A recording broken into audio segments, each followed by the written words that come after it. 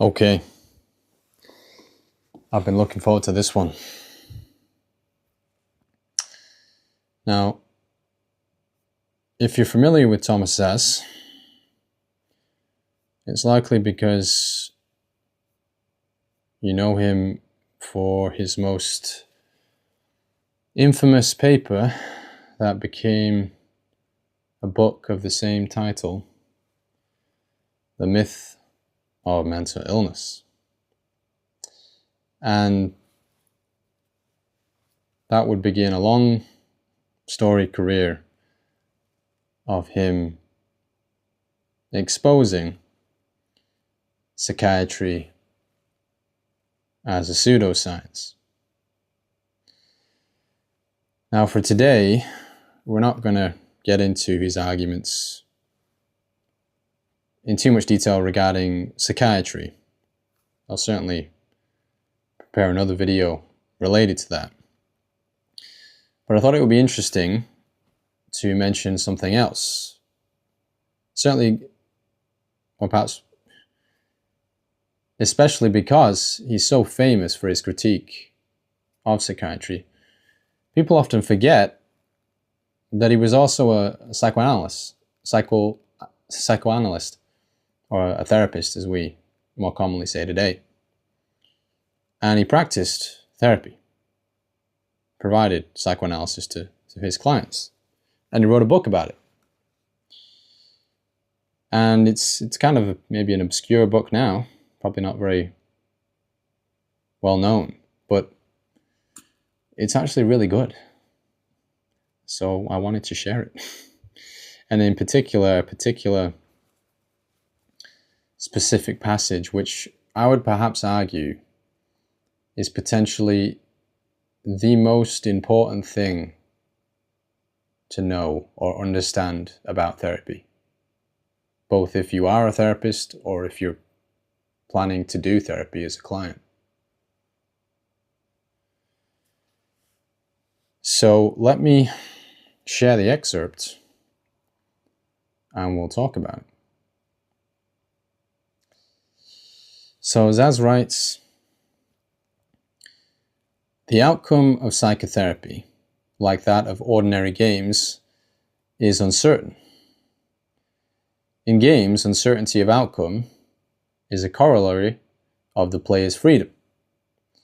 We can eliminate uncertainty only by controlling the behavior of the players. Similarly, the outcome of psychoanalysis as a venture in the client's personal self-transformation is bound to be uncertain for both patient and therapist. If the patient cannot bear this, he will ask the therapist for direction and reassurance. Should the therapist comply and try to diminish the patient's anxiety about this sort of uncertainty, he will exert an influence antithetical to the aim of autonomous psychotherapy. Such reassurance can be purchased only at the cost of curtailing personal choice and responsibility. The patient seeking autonomous psychotherapy should not have to pay this price for what he wants, and the autonomous psychotherapist should not sell this sort of help." Okay, so there's just so much in this brief excerpt, and perhaps it's worth starting with this notion of autonomous therapy, which is what Szasz practiced and what he advocated and what he promotes in the book. And it's really a very different way of thinking about the process, certainly relative to something like psychiatry, where, and I'm sure we'll get into this in a lot more detail again when I do a separate video on it, but psychiatry views, or the way they conceptualize problems is very different, in that they view the individual as harboring a disease or an illness that is in need of a cure or treatment, much like regular medicine. And if they simply apply the right treatment, they can cure or eradicate the disease or the mental illness, or they can manage it in such a way as to remove the harm it produces in the person. So in that sense, we could look at it as if something is being done to the patient, and their input is not all that important or relevant.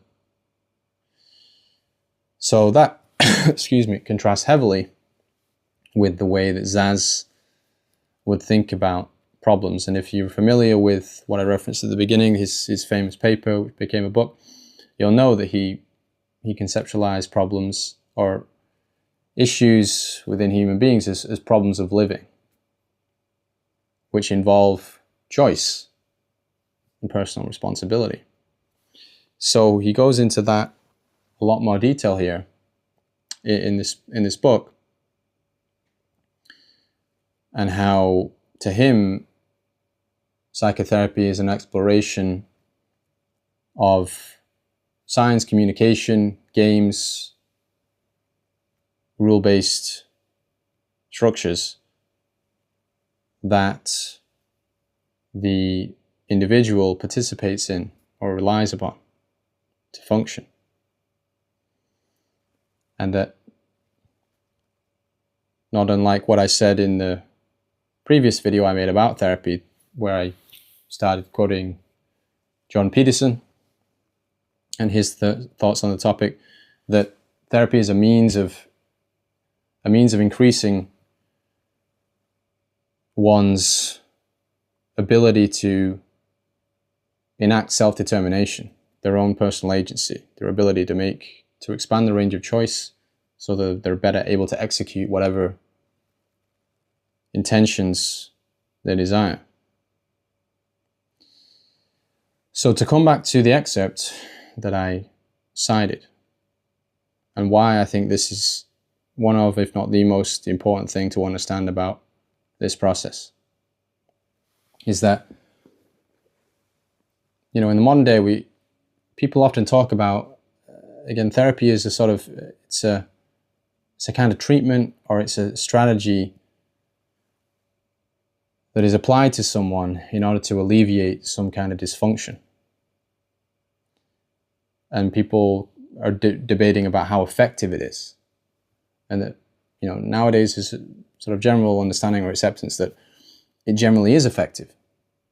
But again, to frame it in that way is to sort of imply that, again, something is being done to you. And if you just let it be done to you, then you can gain the benefits of it. But that's a misunderstanding of the process. And that really every therapy is unique, because every therapist is unique and every client is unique, and their collaboration is unique. And if we are to safeguard this principle of autonomy, i.e., allowing the client responsibility over his choices and deciding which choice to make once we've identified or expanded that range of choice through the therapy. Allowing the person the ability to decide and not attempting to intervene or sway them one way or the other because of what we think is the right or their, quote, healthy or even moral thing to do, then inevitably the outcome of the therapy is uncertain. And we cannot know if it's going to be successful, however we define that.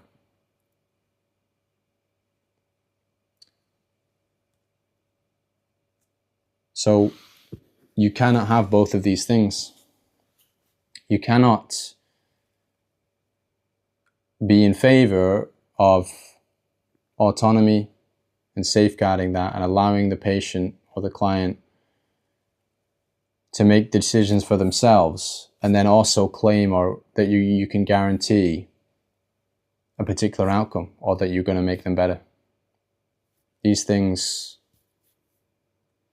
are incompatible.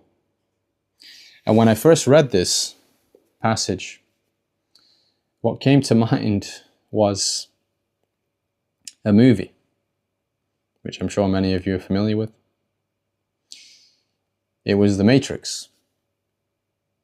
Not just the original, but the sequel made The Matrix Reloaded as well. There's two scenes, a scene in each film, that I was thinking of. And if you recall, I know the sequel is not as fondly remembered as the original, but it has its moments. And there's a famous scene where Neo meets the architect of the Matrix, the AI that created the Matrix. And it's a rather sort of esoteric conversation that some find hard to follow. But during that conversation, Neo discovers that the Matrix he's operating in right now is not the first Matrix, that they've created and destroyed it before multiple times. They've gone through this cycle. And the architect, when talking about this, he references the first Matrix that they created and how, in his view, it was perfect. But at the same time, it had this catastrophic, it turned out to be a catastrophic failure despite its perfection. And this relates to a scene from the first Matrix, where, if you recall, when Agent Smith is interrogating Morpheus, and he talks about this first Matrix and how it was designed to be a kind of utopia, this perfect world where there was no suffering whatsoever. And Smith also talks about how it was a disaster, that the human beings they rejected the program. They couldn't accept it. And Smith's interpretation, or his takeaway from this, is that human beings sort of thrive on suffering. They need to suffer. They derive meaning and purpose from it. And that's why it didn't work to try and eradicate this from the human experience. But to go back to the sequel and the conversation between Neo and the architect, Neo has a different understanding. He realizes that it's not merely suffering or hardship that's integral, but the reason that these early experiments, these earlier versions of the Matrix didn't work, is because when you try to guarantee a particular outcome, happiness, contentment, a life free of suffering, well, how do you achieve that? The only way you can achieve that is by removing free will and choice, by exerting undue influence on people, taking away their freedom, their sense of agency. And that's ultimately what Neo realizes. He says to the architect, the problem is choice. And that the only way the Matrix can function or be sustainable, at least for a period of time, is to allow for a degree of choice for the human beings that are still slaves, but there's a possibility of defiance, of resistance, that allows for this cycle of enslavement, but then a subset of the population to then rise up and resist and defy their masters.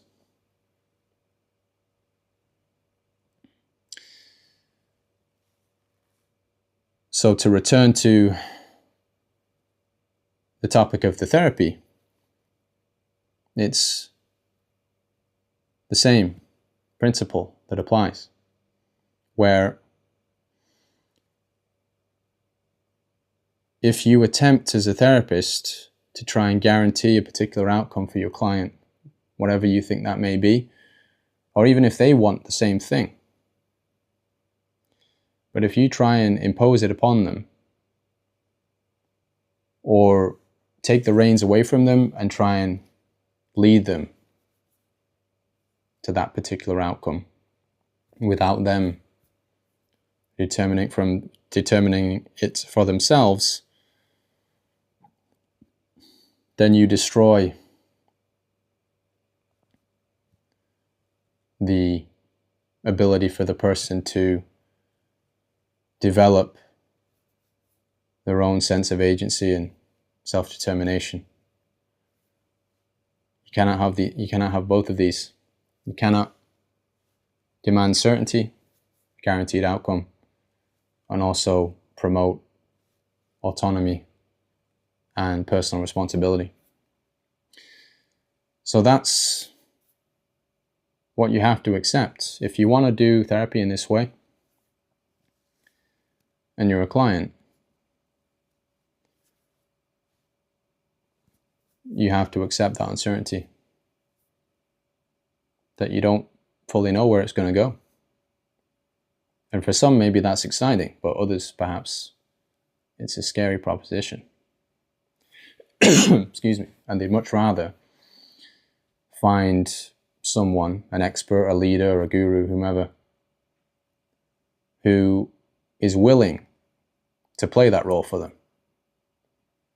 And people are free to seek that out, but as long as they're aware that the price or the cost of that is that you're sacrificing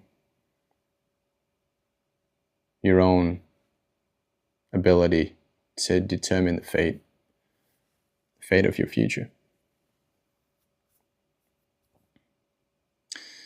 So that is why I found that passage so meaningful and essential. And there are so many others from this book. But for brevity's sake, I will leave it there. And by all means, take a look at the book for yourself. Szasz wrote so much interesting stuff, but this one is a more obscure one, but it's well worth your time. Thanks.